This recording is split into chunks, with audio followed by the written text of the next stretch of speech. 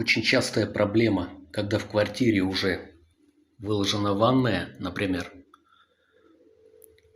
в зале лежит ДСП, у нас стяжка старая. Что я делаю? Многие мастера не знают даже, с чего начать.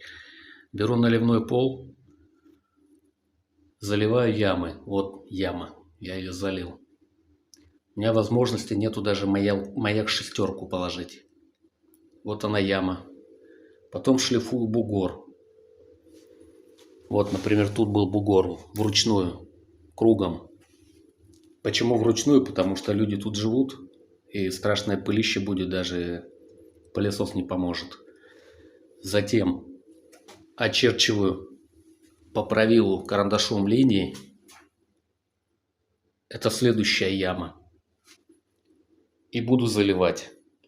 Через 4 часа подрежу правилом неровности, и покрытие будет готово.